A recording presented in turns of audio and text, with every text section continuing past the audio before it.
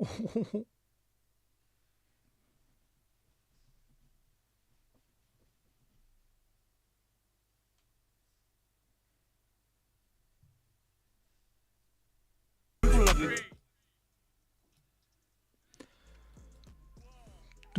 tum tum tum tum tum tum tum tum tum.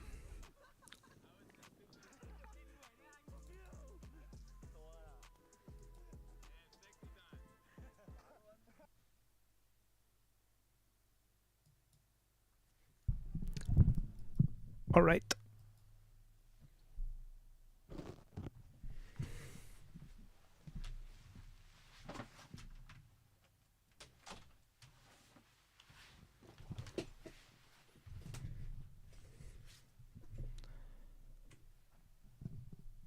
So today I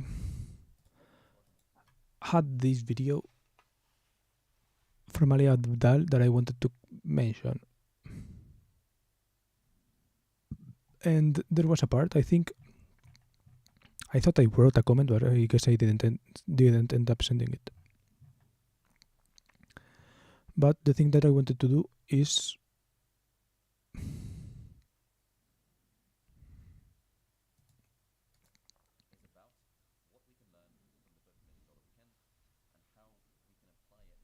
build a life that we love. So how do I connect to that? Rather than how do I connect to, the revenue per meal for this video is really high because the book about this message in a way that feels authentic and natural. Point number 3. I'm not trying to force anything here. I am merely speaking from the heart, with the mind to inform structure and content, and the soul to remain connected to the purpose behind the video. Point number 4. I'm going to enjoy myself and treat this process with lightness and ease. When I'm on my deathbed, I would give anything to be back here, in the present moment, doing what I love, sharing myself and my learnings with the world in a way that's enjoyable and energizing. I'm going to keep that in mind and not treat this process with too much seriousness, heaviness, or importance.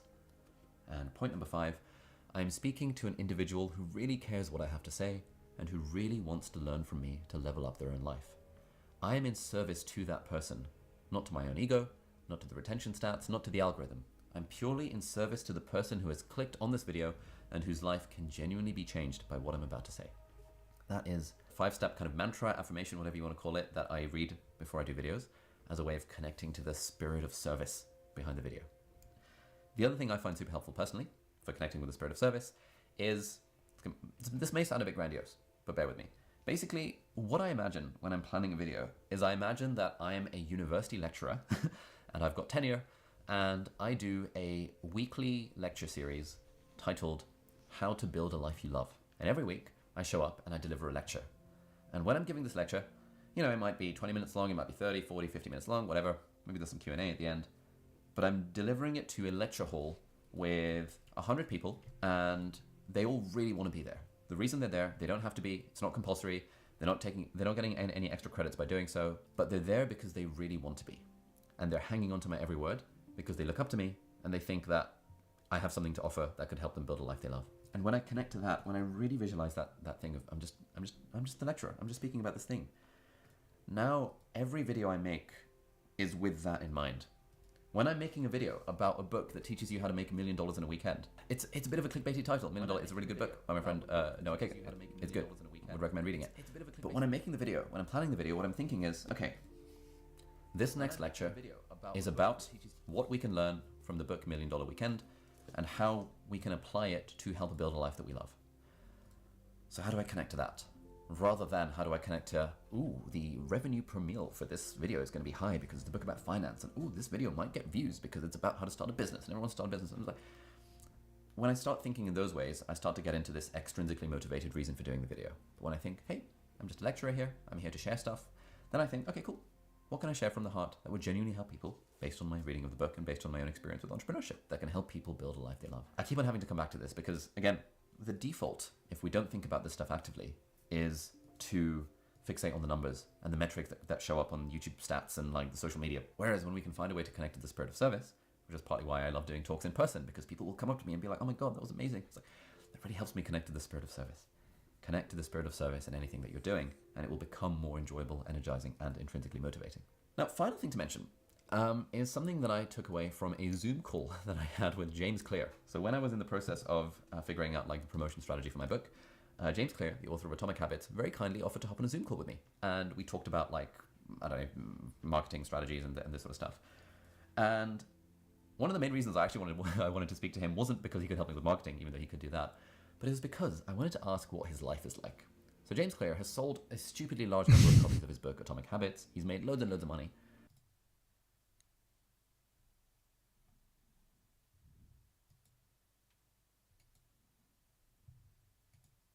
Hey friends, welcome back to the channel. So over the last 6 months, I have learned a handful of life lessons that I really wish I'd known earlier. And this video, I'll share with you. So here are 7 life lessons I wish I'd known earlier. Lesson number 1 that I wish I'd known sooner is don't underestimate the value of headspace. I really learned this over the last 6 months or so. As you guys might know, I've been writing a book, which is now published, it's called Feel Good Productivity. And the last 6 months have been a battle towards marketing and publicity and trying to drive pre-orders and trying to get on all these podcasts so that we can get sales and stuff. And, you know, it's very exciting, but we did in fact hit the New York Times and the Sunday Times bestseller lists. And so my own goal for the book was achieved alongside my actual goal, which was to write a book I'm proud of. Definitely did write a book that I'm proud of.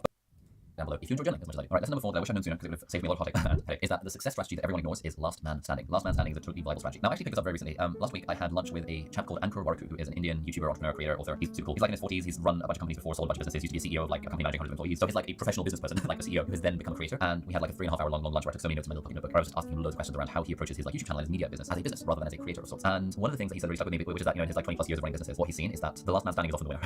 You know, in a business, the only reason the business fails is if the founders quit. The only reason the YouTube channel fails is if the creator quits. Peter Thiel like has this phrase which is something like by far the majority of the value of a business is generated 10+ years after the business was first founded. 10+ years. And so, you know, startups and businesses and stuff are often optimizing for growth when actually they probably should be optimizing for durability and sustainability, because if you can be last man standing, you are way more likely to win by whatever metrics you deem meaningful in terms of victory. And I wish I'd known this sooner. I always had a sense of this. When I started my YouTube channel 7 years ago, I knew that I needed to do it for at least 2 years, and I knew that interesting things would happen. I didn't know what those things would be. I knew that I just need to make 1 or 2 videos a week, and I'm sure something will happen. But throughout that journey, and even like in the last 7 years, I've often had periods of like uncertainty, periods of doubt, periods of anxiety, like, oh, our videos are doing badly this month, what if the channel dies, and all this sort of stuff. And what I really wish is just having someone with experience who's older than me just telling me, bro, the only thing that will make you fail is if you quit. Just keep on going. Like, you burning out and quitting is by far the biggest risk of the business. Don't worry about it. The channel will have ups and downs, the growth and the money will have ups and downs. As long as you can weather the ups and downs and just keep going, you'll end up in a really, really, really freaking cool place. And it's a lesson that again I wish I could tell to a lot of other creators. A lot of creators need to hear it, a lot of entrepreneurs need to hear it. It's so easy to get fixated on the ups and downs of the algorithm and like what's happening right now and what's happening this week. I find myself thinking about when I look at our kind of internal company scorecard with like the numbers and the metrics and stuff, and I'm like, oh no, like our LinkedIn reach has gone down this week. Shit, what are we gonna do? And then I give myself a bit of perspective. I'm like, who cares? It's just a week. We're planning to do this for the next 30 years. Who gives a shit about the performance of like a piece of content in a given week? The goal is to keep on playing the game, and by just keeping on going, that is the thing that's going to make you successful, however you deem success. And it relates to this idea around finite and infinite games, which I talked about before on the channel, and that you may be familiar with. Certain games are finite games, and certain games are infinite games. A finite game is a game that's played to be won with a clear score and clear like rules of victory. But an infinite game is a game where the objective is to continue playing the game. And so for me, for my YouTube channel, for this business, for writing books and everything, the goal is durability. The goal is just to be the last man standing, and not in a sense of like gladiatorial competition, because I also don't think of competitors as like competition or anything like that. You know, one thing that Anchor said over the lunch was like, you know, during the pandemic, especially people on podcasts and stuff asking him, hey man, like how do you feel about all these people starting YouTube channels and starting businesses and starting Instagram accounts and trying to compete with you? He was like, don't really care. 99% of them are going to quit before they see any real traction. And for the ones that don't, like I actually don't care what competitors are doing. My job is to run my own race and to just keep showing up and plan to do that forever. I think that's such a nice strategy. Last man standing. My job is to simply just show up and do this forever. As long as I'm doing it forever, good things will keep continuing to happen. I don't need to stress so much about what's happening day by day, what's happening week by week, what's happening month by month, or even what's happening on an annual basis. Relates to something that Morgan Housel talks about in Psychology of Money. Great book, we've got a video about it linked up there or here, which is that the way you become rich in the world of like investing is by just being in the game for longer than everyone else. Like Warren Buffett has been investing since the age of 13. He's now like 95. He's been doing it for 80 years.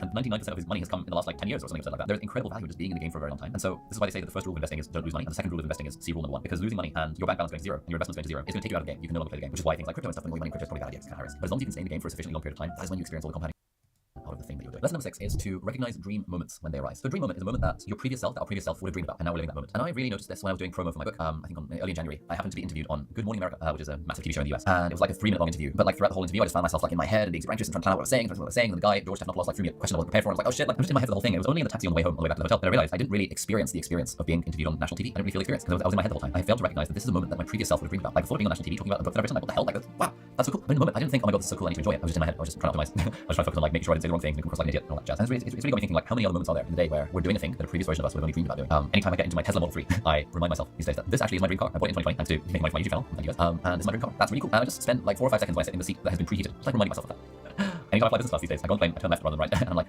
nice, high five. Past me, we made it, we smashed it, we're here, we're flying business class, we never would have imagined this would be possible, but here we are doing the thing. But then also, I started noticing, what are the dream moments outside of like materialistic desires like Tesla and the business class flight? What are the moments where I'm connecting with an entrepreneur or an author who I really admire, and I'm having lunch with them, and I'm like, wow, that's super cool, like I never would have thought that I'd ever be having lunch with Derek Sivers or with Ryan Holiday or with like Noah Kagan or people like that. That's super cool. And I have meetings with my team, or like a team social where, I see sort of 5 to 15 people who I've hired and been able to convince to join me on this adventure, who are literally giving their best years to helping me grow my business and helping our students and customers and amazing client on YouTube Academy and helping me with my YouTube channel. How cool is that? Like, it's such a struggle to recognize these moments when they're there, because it's so easy to be fixated on like the next thing, the next goal, and like, oh, what's the next thing on the calendar, what's the next thing I'm working towards, and to sort of forget that actually, if you told me a few years ago that I'd end up with a team of like 15 people who I really vibe with and are amazing and who just hang out with really fun and we're all working together on the business and they're doing the stuff that I don't mind doing, so that 100% of what I'm doing is the stuff that I really enjoy. How freaking cool is that? That's sick. I just don't remind myself of that often enough when it's happening. I was giving a talk at Cambridge a few weeks ago, and I was saying to the students that, like, right now you're sitting here as medical students at Cambridge University. This is a dream moment for you. You're literally living the dream. Like, your previous self would have only dreamed about being a medical student at Cambridge University. So it's worth, in the midst of all the exams and all the stress and all the angst and all complaining, worth taking a few seconds to just remember, hang on, I'm living my dream life right now. I'm literally living the dream. My previous self would have only dreamed about this moment, and here I'm living it. Let's take a few seconds to appreciate it. Let's give a virtual high five to our previous self. And let's not forget to enjoy the moment by taking it too seriously. And the final lesson that I keep on needing to remind myself of, again, that I wish I'd known earlier, is that destinations do not bring any happiness, only the journey does. And I really had this feeling, like, profoundly when I got the call from my editor saying that we'd hit the New York Times bestseller list for my book, Feel Good Productivity. Link down below if you want to check it out. We hit the New York Times list, and this was a goal I'd been working towards for like years. As soon as I started writing the book in 2020, in the back of my mind was the idea, oh, we really cool to hit the New York Times bestseller list. I'm trying to think about it too hard because I knew it was a goal outside of my control and it was definitely a goal that I had. And I spoke to Mark Manson and Ryan Holiday, both very successful authors, about this, and they were like, yeah, you know, it's your first book, you're gonna have it.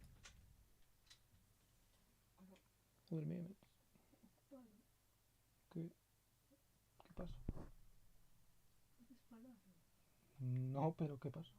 No quería enseñarte un vídeo de hamburguesa.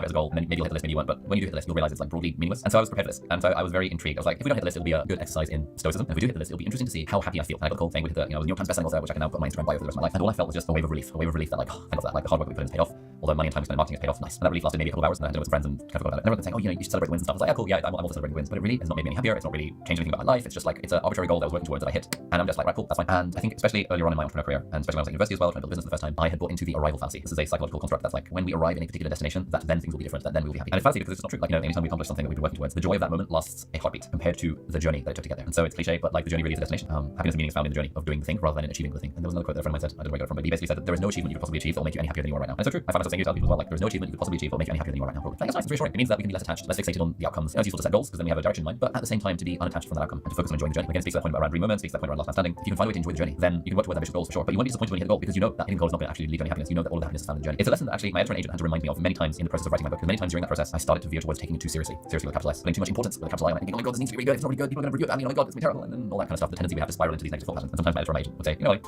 isn't one of the tactics in the book to be sincere rather than serious? Do you think you're at risk of taking this too seriously? And I'd be like, yeah, you're right. I'm at risk of taking this too seriously. Let me just dial down seriousness. Let me dial down the importance. And we can always just do that. Making videos feels like a serious thing. Oh my God, like potentially lots of people can see this video, but it's not that serious at the end of the day. Who cares? Lightness at ease. Never anything to worry about because everything will work out fine. It's a journey that matters, not the destination. Find a way to enjoy the process. All that fun stuff. Having said that, of course, there is no journey. Yeah, I don't know. I find this interesting.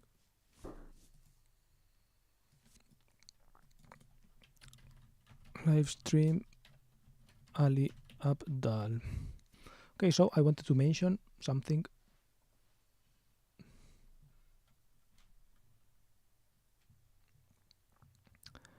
And basically,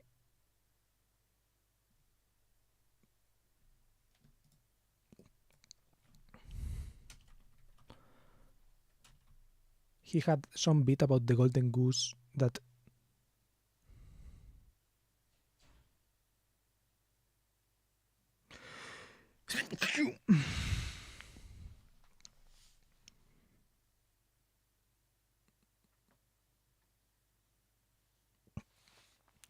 some bit about the golden goose that in this video that I have just watched, no, but in the previous one, he has some bit about the golden goose that is like, you should focus on the goose's health, not on the eggs, on the golden eggs as much, right? And that is the way you get the golden eggs. And I was thinking, how can I apply that to me, right? How can I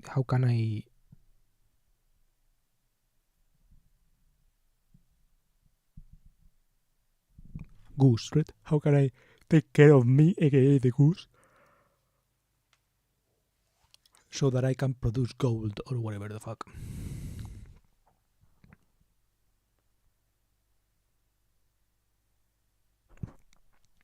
And I wanted to talk a little bit about that, and then he had these principles. Fuck it, let's read them.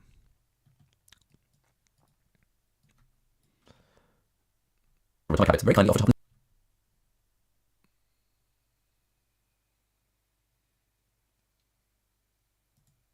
I read to myself whenever I do a video. This is what that thing says. I don't care about the performance of this video. My only goal in making it is to share a message that I think is worth sharing for whoever wants to hear it. Point number 2. I intend to integrate my mind, heart, and soul to share this message in a way that feels authentic and natural. I don't care about the performance of the video. My only goal in making it is to share a message I think is worth sharing for whoever wants to hear it. I intend to integrate my mind, heart, and soul to share this message in a way that feels authentic and natural. Point number 3. I'm not trying to force anything here. I'm merely speaking from the heart, with the mind to inform structure and content, and the soul to remain connected to the purpose. I am not trying to force anything here.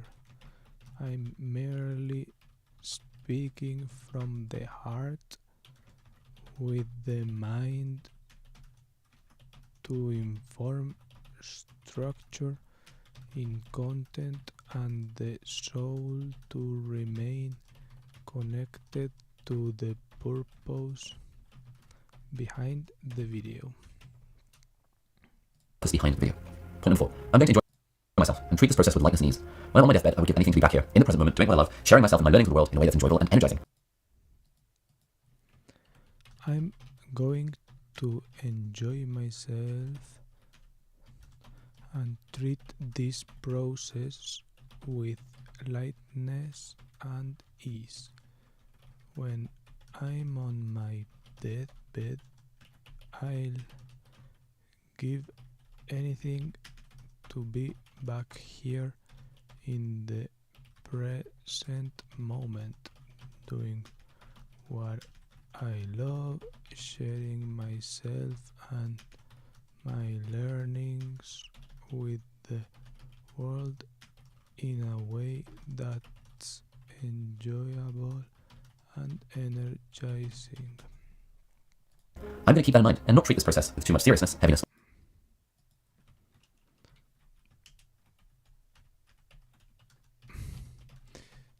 Keep that in mind and not treat this process with too much seriousness, heaviness, or importance.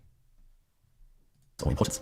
And point number 5. I'm speaking to an individual who really cares what I have to say and who really wants to learn from me to level up their own life. I'm in service to that person, not to my own ego, not to the retention stats, not to the algorithm. I'm purely in service to the person who has clicked on this video and whose life can genuinely be changed by what I'm about to say. I'm speaking to an individual who really cares what I have to say and who really wants to learn from me to level up their own life. I'm in service to that person, not to my own ego, not to the retention stats, not to the algorithm. I'm purely in service to the person who has clicked on this video and whose life can genuinely be changed by what I'm about to say. Ok, controló.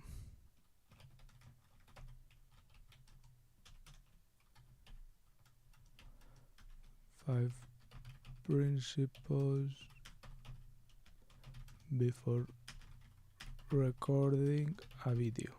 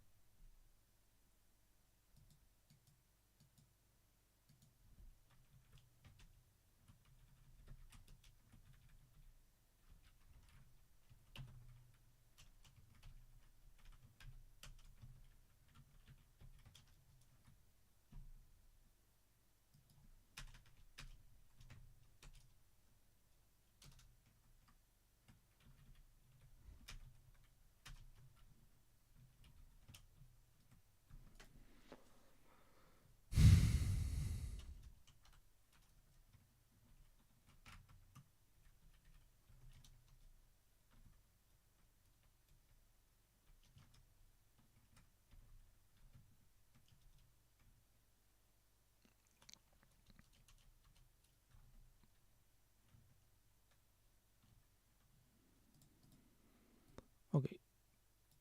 I have his 5 principles.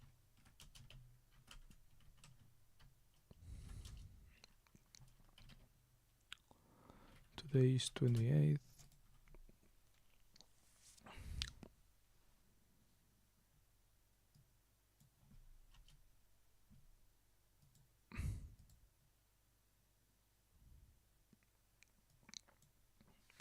And now I may want to create my version of this, right?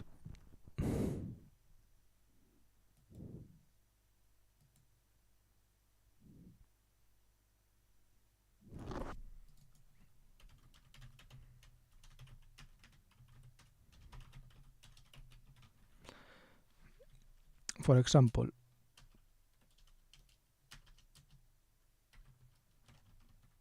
my version.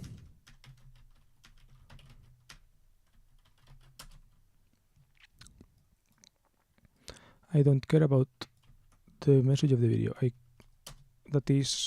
going to copy that one.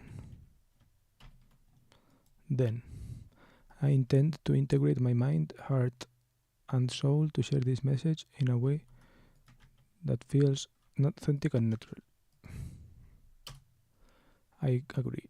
I am not trying to force anything here. I'm merely speaking from the heart, with the mind to inform structure and content, and the soul to remain connected to the purpose behind the video. I agree with that as well.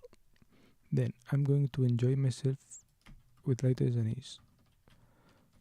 I'll give anything back here in the present moment, doing what I love, sharing myself and my learnings with the world in a way that's enjoyable and energizing. I'm going to keep that in mind and not treat this process with too much seriousness, heaviness, or importance. I'm also going to keep that one, and then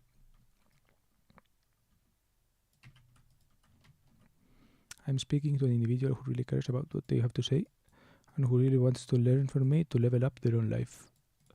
This is something that I don't know.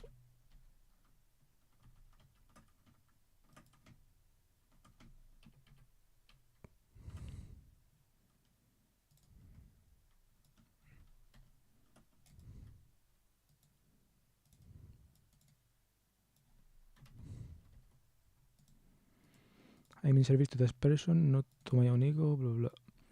I'm purely in service to the person who has clicked on this video and whose life can genuinely be changed by what I'm about to say.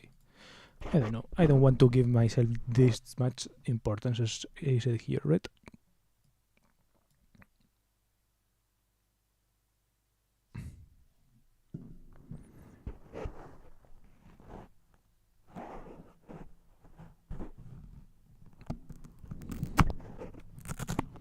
Yeah, I don't know. I want to separate the fact that I think messages are worth sharing with the fact that they have to be like mega important. Well, I mean, if they are worth sharing, they are important. But I don't want them to be like too much heavy. It doesn't necessarily mean that they have to be heavy, serious, and all that.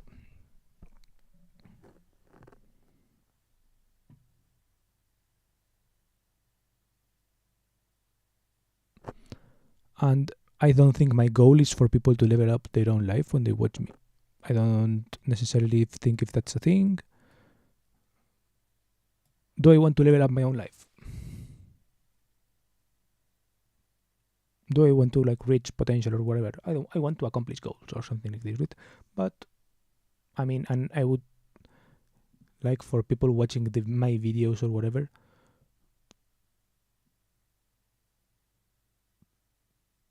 but I'm not sure if I am going to be like something that unlocks.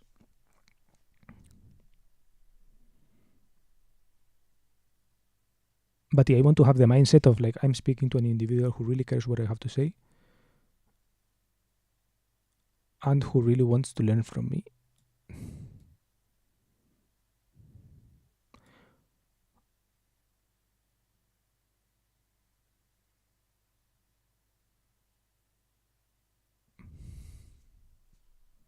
And who really wants to learn from me for whatever positive purpose, right?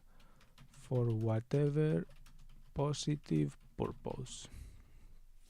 I'm in service to that person, not to my own ego, not to the retention stats, not the algorithm.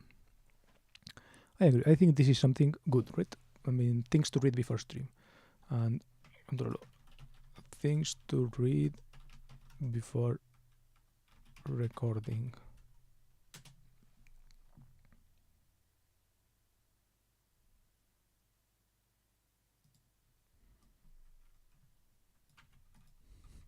Control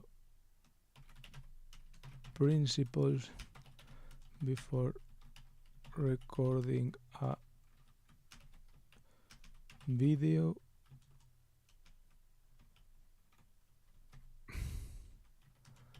Ali Abdaal inspired.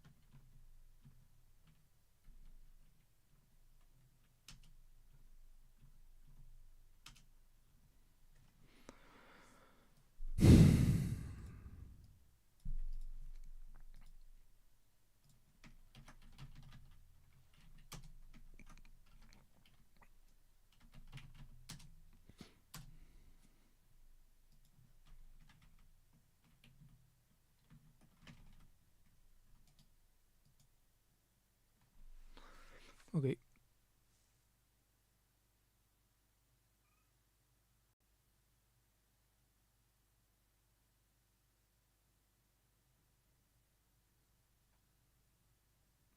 And then I'm going to do a before streaming.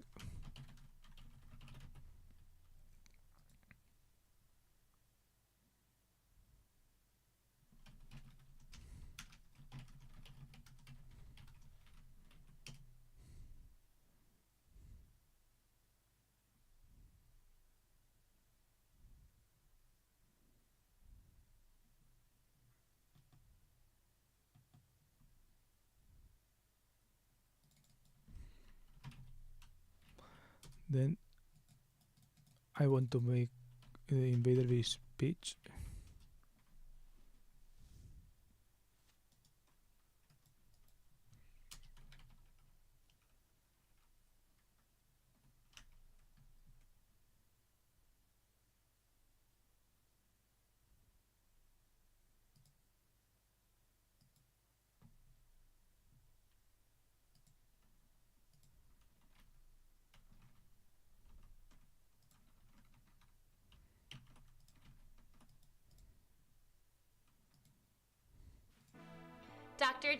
Dr. Jerk.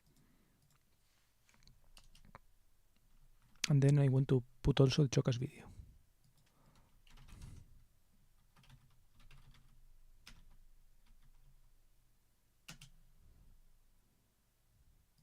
This one.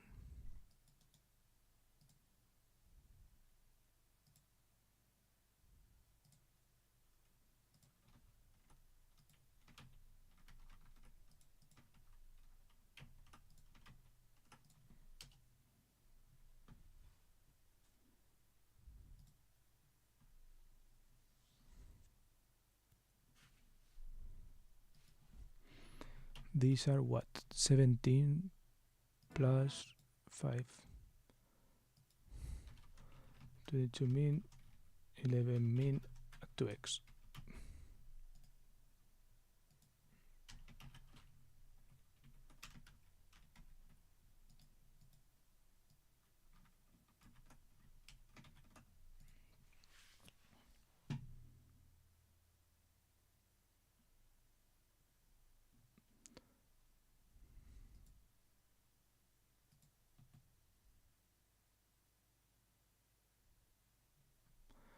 And yeah, for today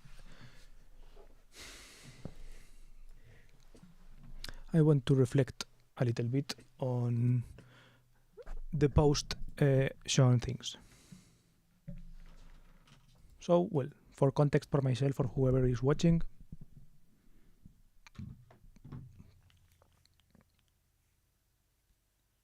I had a call with Sean today, Shane, sorry.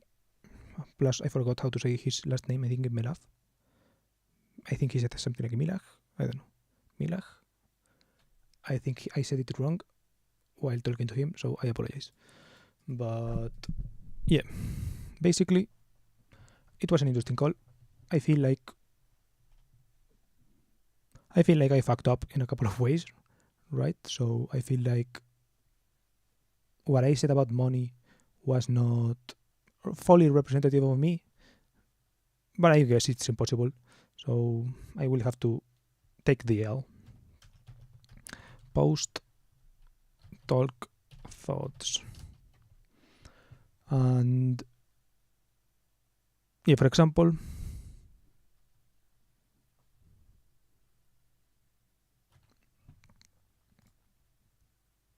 well,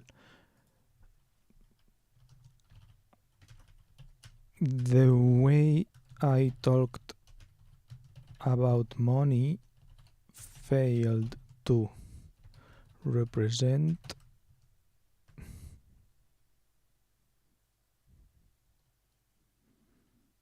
my actions fairly,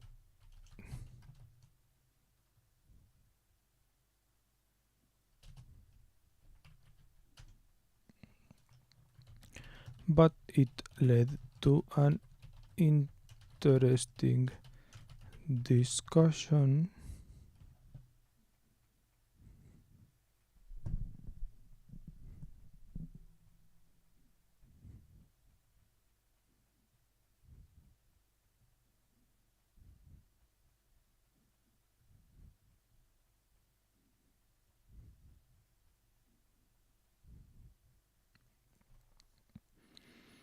we talked about things like money, yeah, like the discussion itself was something like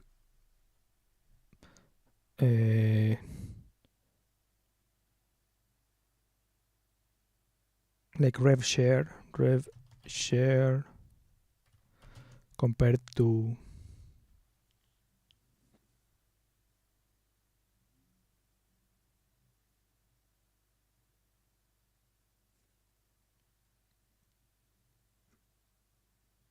is someone here, by the way, because the simultaneous the user counter changes. I don't know. I am talking about other things that what I say in the title actually, but I don't mind. It is related to the Ali Abdal part. Rev share versus per video or something.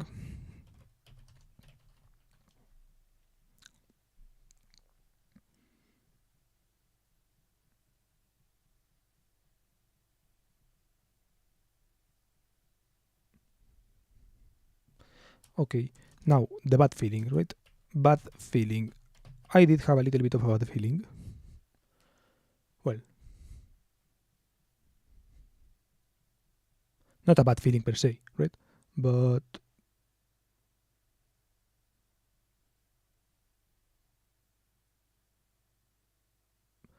like the vibe felt wrong a little bit, right? The vibe didn't match my expectations, let's say, right? So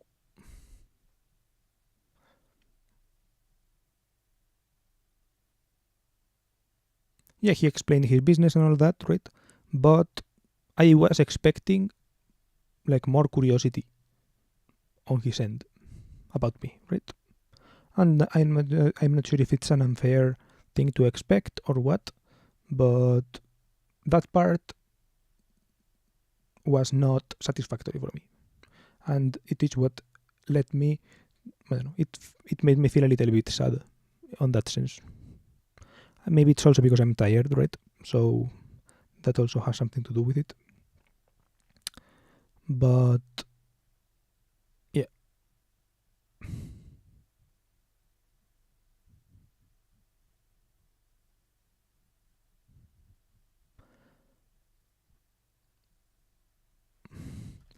Lack of curiosity on his end.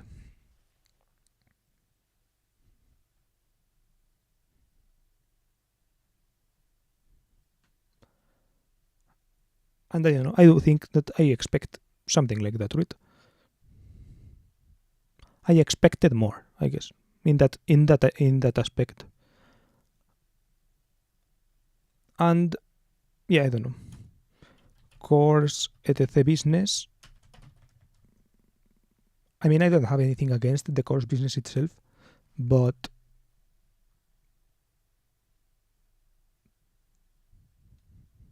I don't know, the way he talked about it was quite upfront, which I appreciate, right?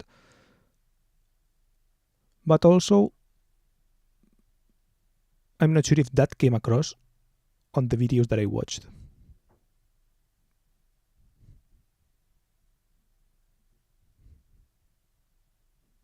So, yeah, it left me feeling a bit strange, right? Course the business aspect didn't come across as much, well, didn't come across to me in the videos, or at least I couldn't perceive it, or at least I couldn't perceive that. Right, so I guess it, on the one hand, it made sense, the things he said, right? So the ways, yeah, so basically he didn't have this in mind as a money sink, right?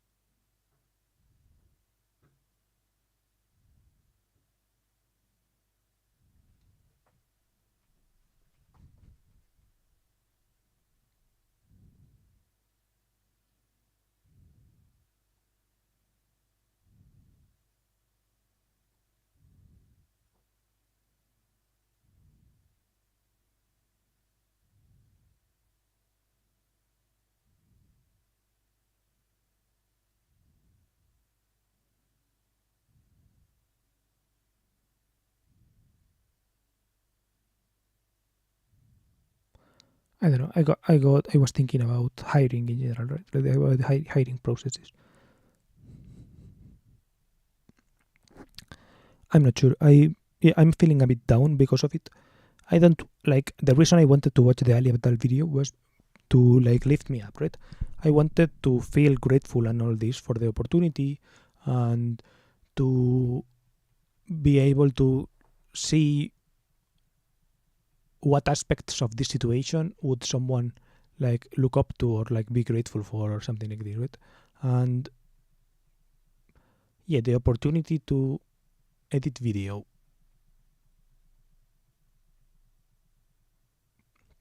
right more or less aligned with what I would watch is interesting.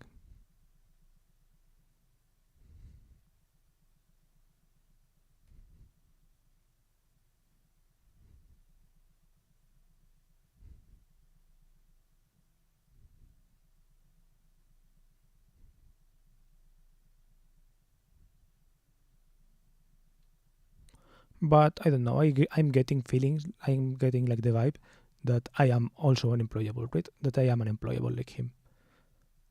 He said that, right? He said it on a tweet that he felt unemployable, and I feel that way actually. That not a good thing to say on an interview. So I didn't say it. I didn't end up bringing it up, but I thought it was interesting, and I actually relate to that aspect, right?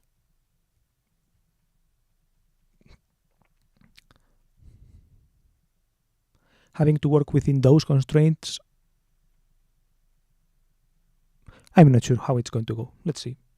In that sense, right, I am grateful for that aspect, right? I am grateful for the opportunity to be able to learn how can I work within someone else's constraints on these kind of projects. So yeah, I am grateful for the paid opportunity to do that, right? I am going to get paid $200 for this, which is half of what I made last year, right?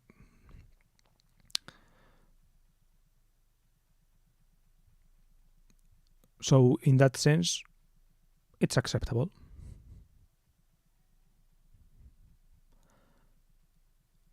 I don't want to get too carried away and think that it is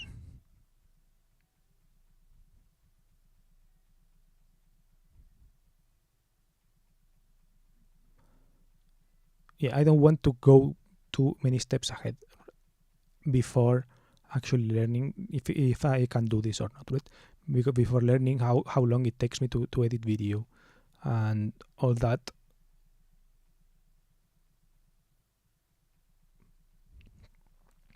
And I don't know, I also want them to be like labors of love or something like that.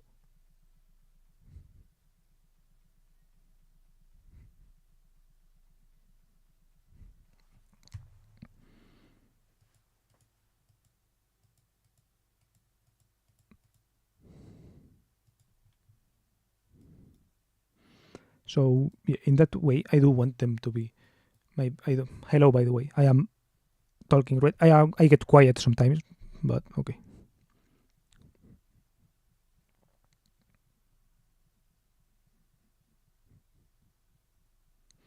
What was I thinking? I do want my videos to be kind of labors of love in a way. And I want to bring that energy, right? So I want to listen to those principles. I want to also watch these 5 principles before creating videos for someone else, right? I want to see if I can do that, right? I don't want to get too down on the fact that it is not my video or whatever, right? And I want to be able to be helpful in that way, right? I do believe I can be helpful.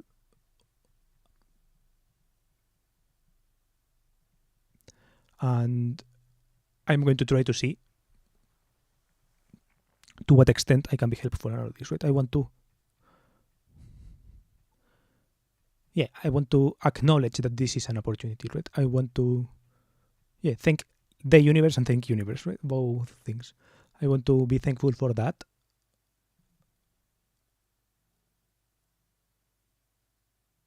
And probably someone while watching me or whatever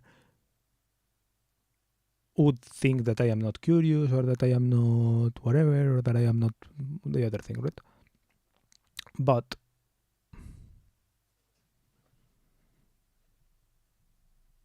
I think if they gave me the opportunity, right? So I want to give also the opportunity, right?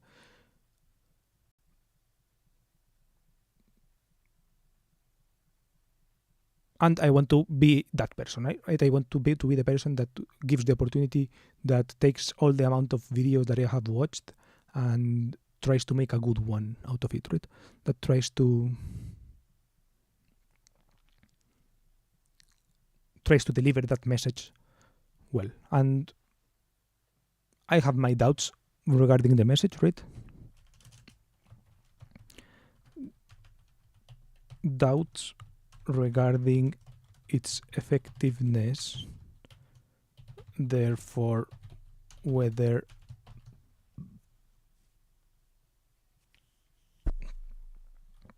I will be able to work hard for it.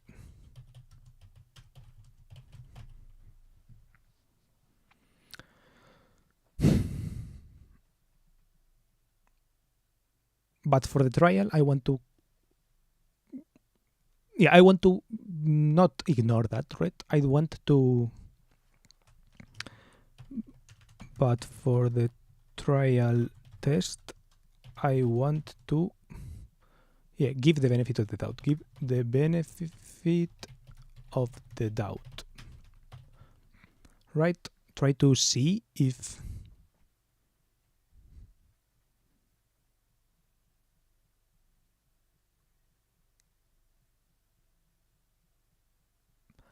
if based on this and based on that, it is a good business model, right? And I do want to learn more about the business model from the inside, right? I do want that. But I want to learn from it if it's good, right? If it's a good business model. If not, I will want to discard that. Well, maybe not as soon as possible. I want to learn more about it, right? But I would want to discard that so I can so I can think of something else that I believe is more effective, right?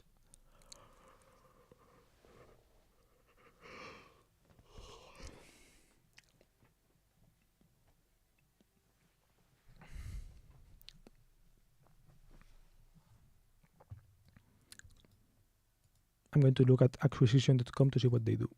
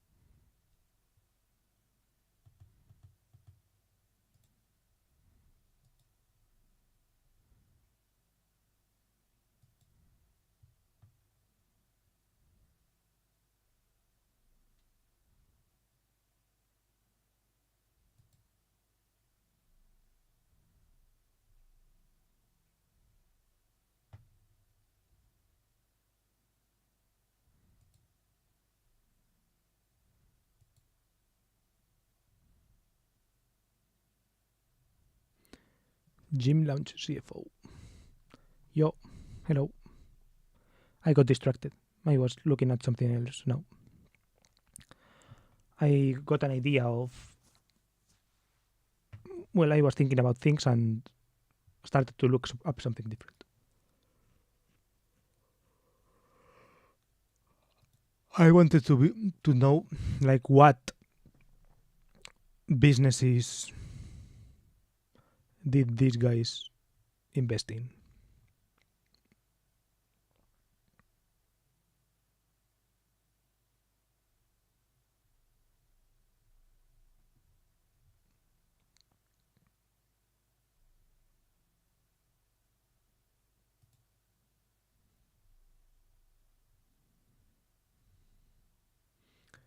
But I can't find a lot. I can't find the portfolio of the companies that they have. So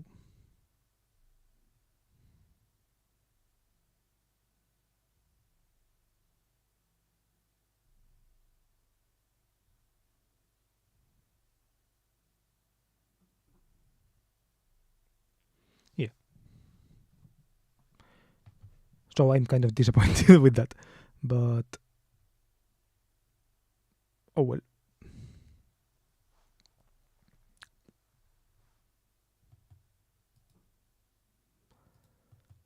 I was talking before about the meeting I had today. I had today in the morning. I had a meeting with Shane about about me editing, and I was thinking about what my feelings on that meeting were. And yeah, basically these are I think that overall it went fine, and I'm going to have a trial. A trial edit, right? So he's going to give me a video. I edited the video. Is like we agreed on a certain amount of money, and yeah, well, $200, which in my opinion is probably not a lot, right? I have to do math and think like afterwards. After I finish that, I will have to like take into account how much time it took me to do that, to see if it's a good rate or not, because I have the hunch that it is not a lot. But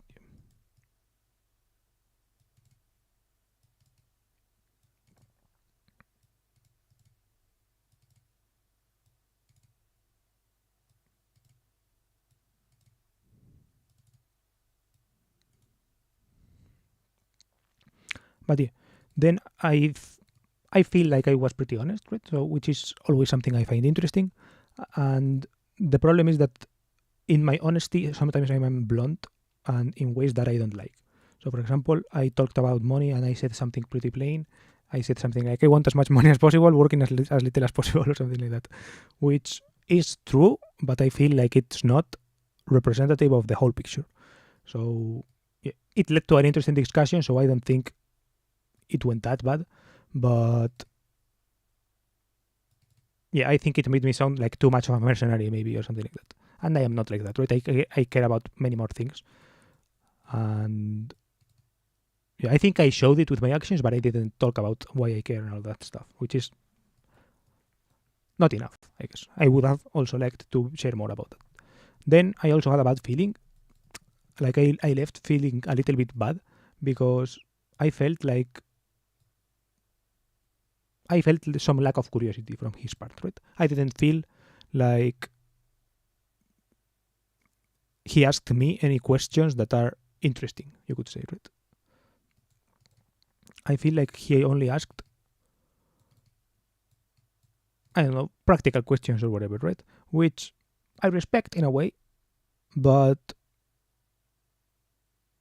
I don't know, I had the impression that it would be a little bit different, right? So I don't know. I am sad a little bit about that. Plus, yeah, the way he talked about his business, right? He has like courses and all that, was open, so I like that. But it also was like I am not convinced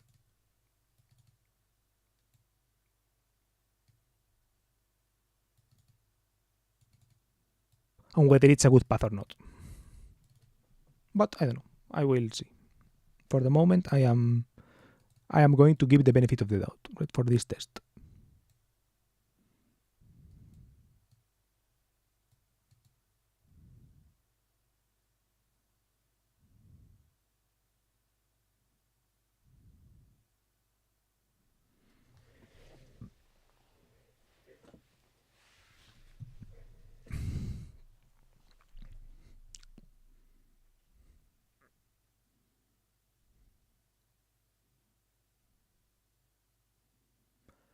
And yeah, I don't know. I don't have many things more to say.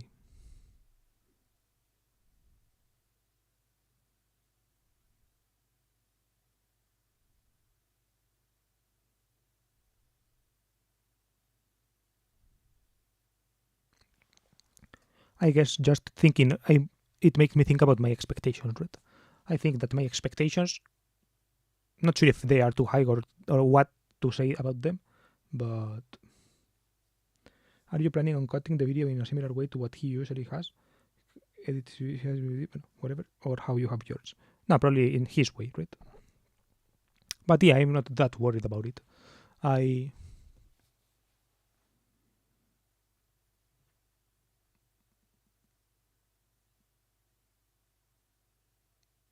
Yeah, more in his way or in a mixed way, right?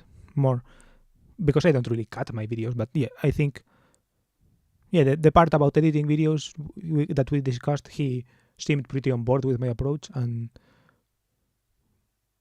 with the that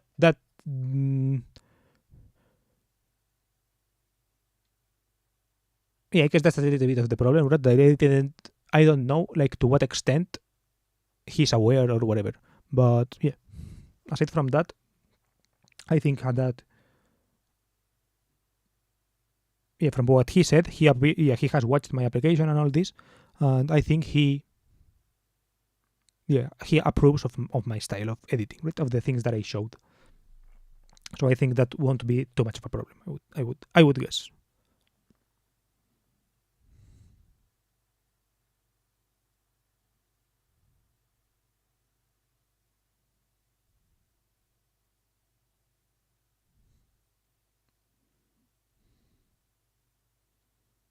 Yeah, then I do have a concern, which is that the video he said was 15 gigabytes, which is a fuck ton. I don't have a video that's longer than 1 gigabyte or something like that, because all my videos are in 1080 and really compressed, right? I guess because they are from OBS. So I have like I wonder if my PC will be able to handle those files. I will probably have to use like proxies or whatever. But I don't know. I'm not that worried because proxies do exist. But it does, I don't know. It did surprise me, but yeah, I don't know. Not too worried about it.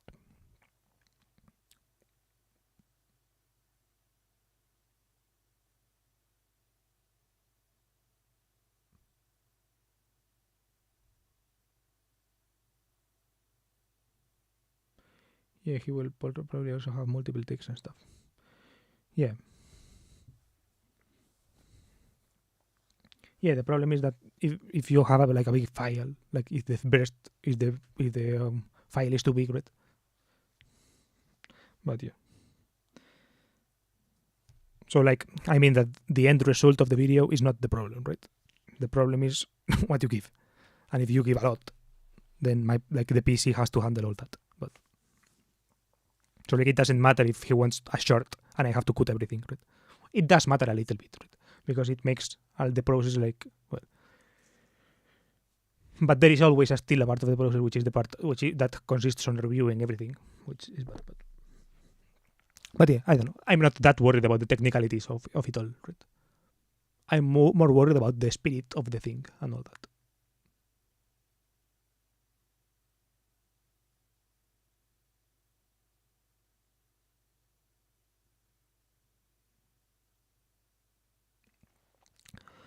And yeah, I don't know. I was thinking about the expectations, about the fact that my expectations seem weird. I think that my expectations are like too out there, like they are too weird. But I don't know. I have faith.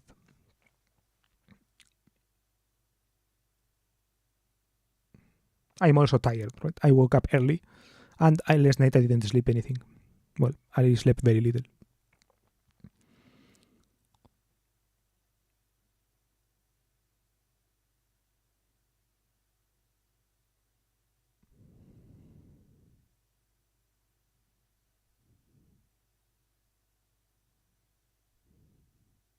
But yeah, I do have like more questions. I think unanswered questions.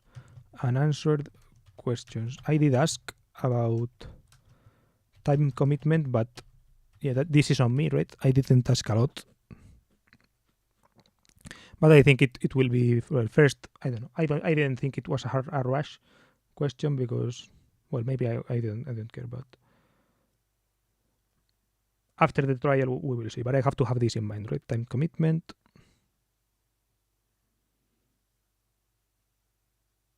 Or like amount of material or whatever, right? Amount of material, etc.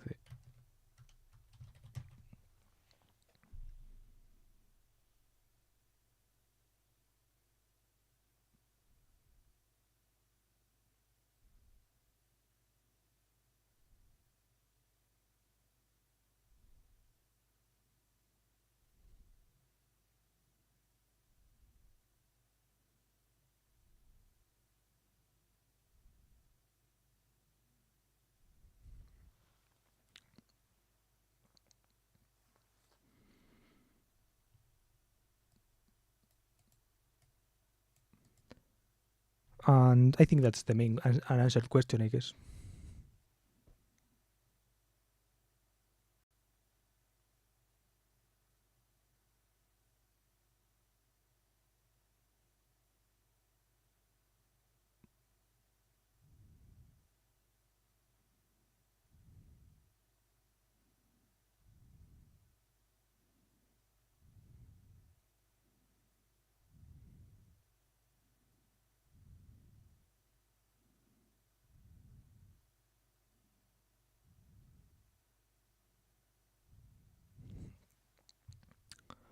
I don't know.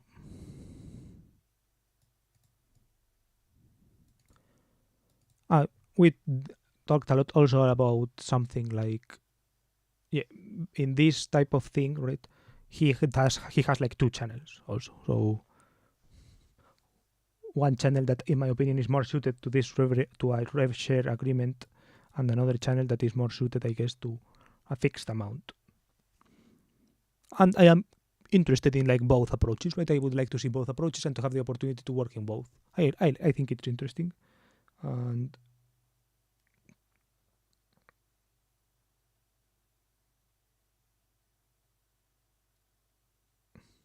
but yeah, for that I need like the alignment on the business aspect, right? I need the business aspect to be something I believe in. So I have, I guess, homework to do in that sense. I have to see what the whole pipeline looks like. Like the backend full picture.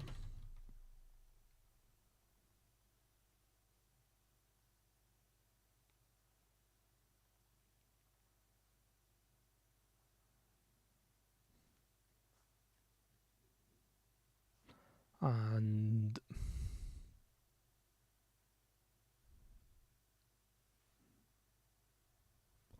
yeah, that's basically, yeah, it was a short call. It was like 45 minutes. So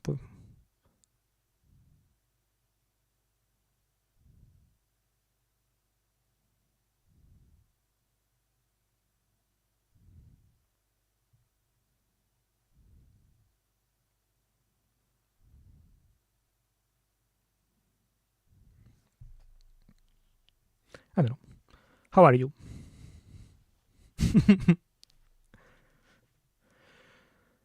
How's it going over there?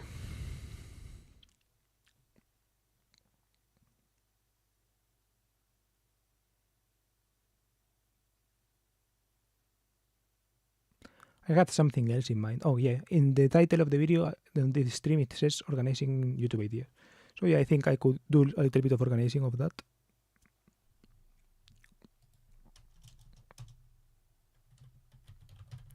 Organizing YouTube ideas.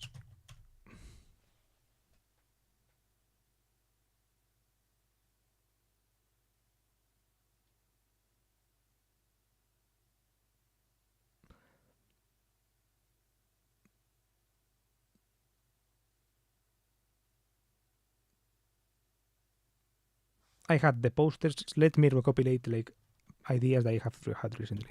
Poster thing. The thing I talked about the other day about the posters. Poster thing. That is an idea. The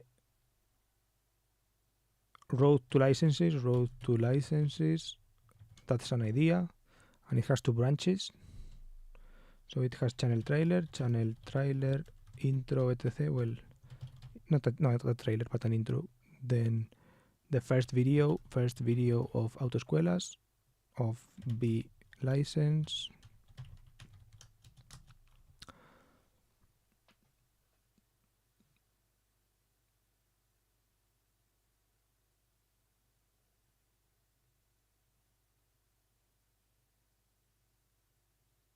And I don't know, I am blanking out. I know I have more ideas, like if I could look at my ideas bucket or whatever.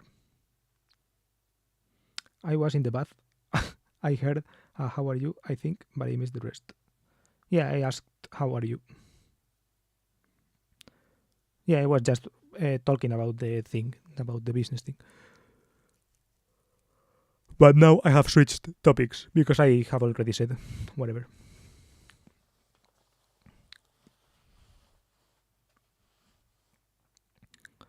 I moved on to organizing YouTube videos. Yeah, I asked, how are you, basically. Just that, like, how is it going?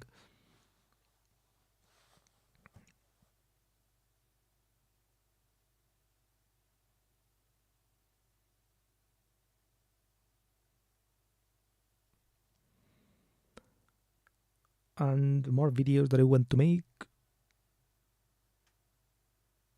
See, I don't know. Right now, I can't think of videos of importance that I want to communicate or something. I don't have like any message, I guess, to say. I think I get my message out on these streams. And I don't really have like video ideas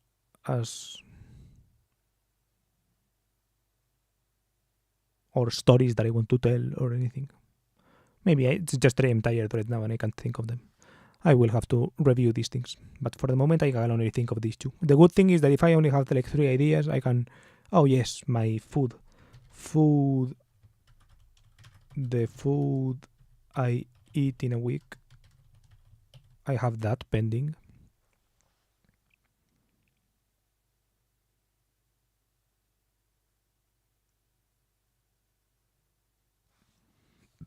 I'm pretty good. I want to visit my guitar friend again, but he got no time. Otherwise, I can't complain. Yeah. I didn't do any music. I think on March I will do... I think at the beginning of the stream, March, every day, I will be playing the guitar. A little bit. Well, not playing. But yeah, at least practicing a little bit. So the first minute of the stream, the first 5-10 minutes of the stream will be that. Will be me on the guitar trying things. Maybe trying the waiting music I tried to make, or maybe trying other things. We'll see. But at least 5 minutes every day of a little guitar during March. Because I joined a challenge with a Telegram group that I found on Twitter, which is basically something like music every day. And whatever kind, right? You don't have to make a whole song. You can just like practice scales or whatever. And I want to join. I mean, it's not... There's no prize or anything, right? It's just to do it. But people talk about it. So, yeah. I want to do that.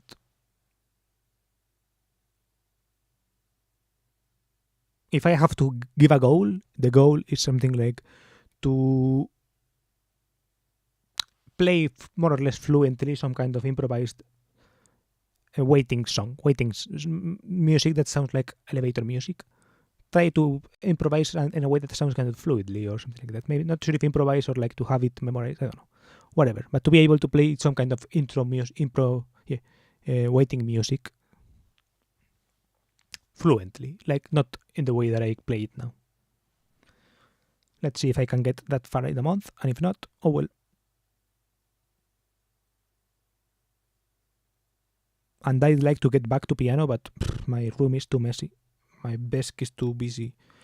So maybe I should get my desk in order first.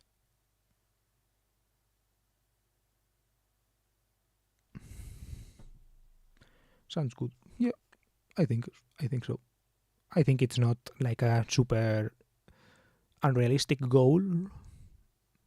Maybe I don't get to the goal, but I guess getting there is the important part, right? To bring back the feeling of the guitar and all that.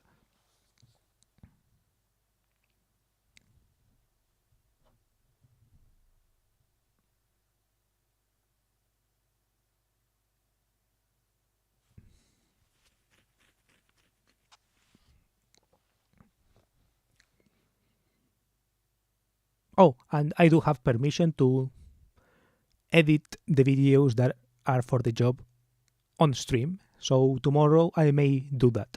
I may stream that. We'll see. I'm not sure when the video is arriving, because he said that he had to upload and it's 15 gigs. So it's probably going to be a hella heavy video. But yeah, tomorrow I think that's what's going to happen. Okay, let's review video ideas, because controlo video ideas YouTube.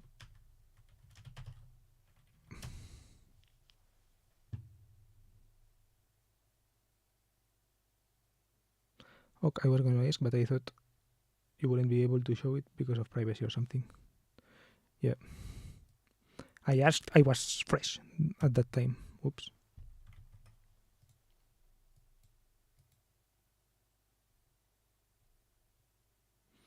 Fuck it. Maybe let's add this idea. No. Taken from the ideas list. This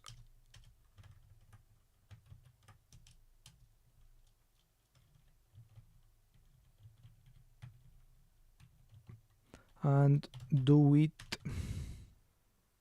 again versus my video in the 100 series about that.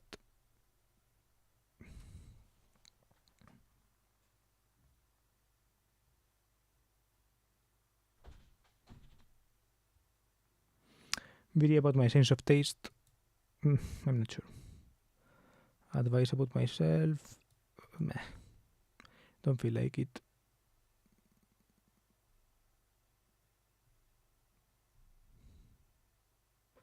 Video about idea people. Meh.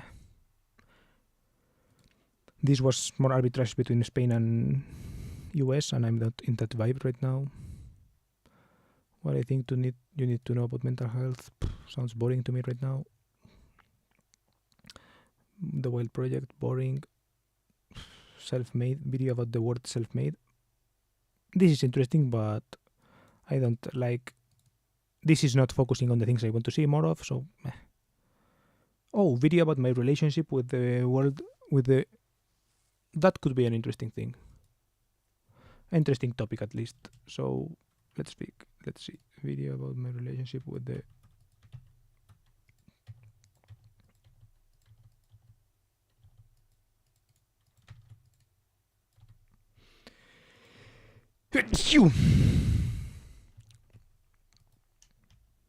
and it ties to what we talked about on stream yesterday or a couple days ago, that someone asked something about,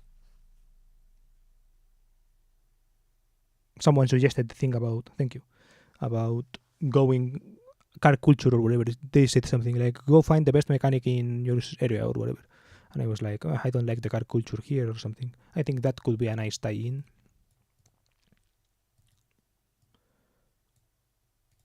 And yeah, look back on 100 video series when I mention Spanish car culture.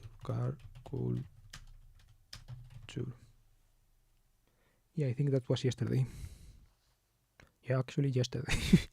Oh, I thought it was longer ago. Sometimes time passes so quickly and sometimes it passes so slowly. This is boring. Video about why video essays suck. Boring. Well, not boring, but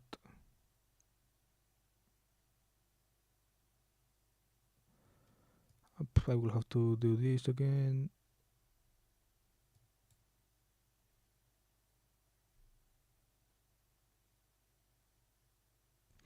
Video about me having always been a YouTuber. It is just an interesting idea. Fuck it.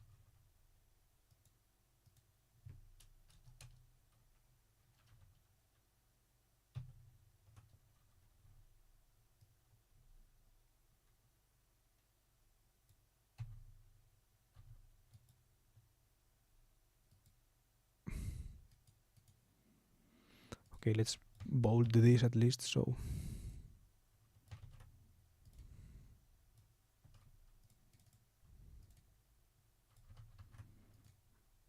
I know what the video idea is.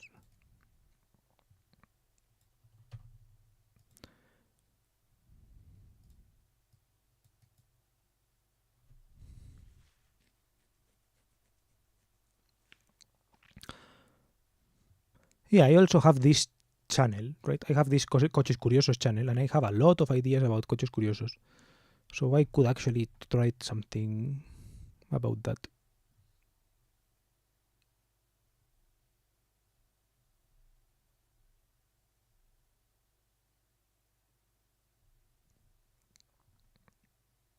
But these are way...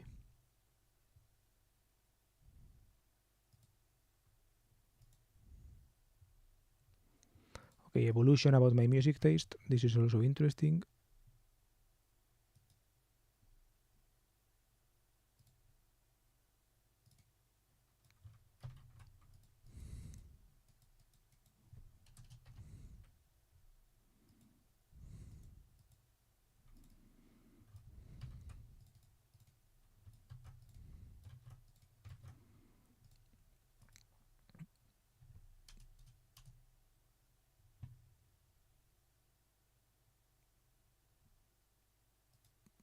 And evolution of my music taste. Not sure what that is, but it sounds like an interesting idea.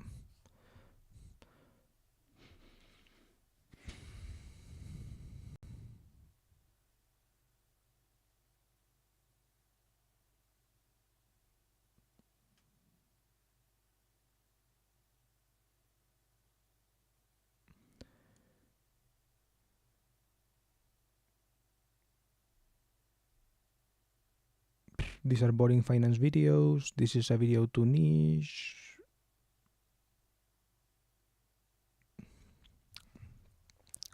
Yeah, I think those are some ideas.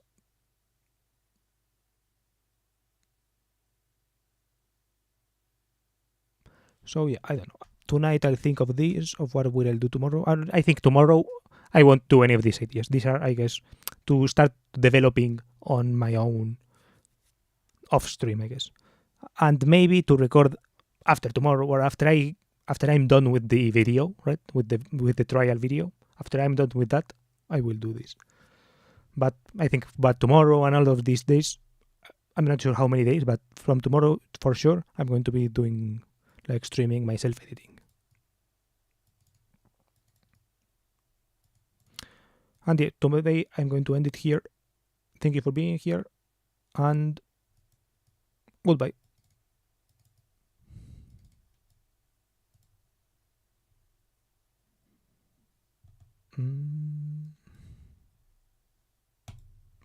Yo, see ya.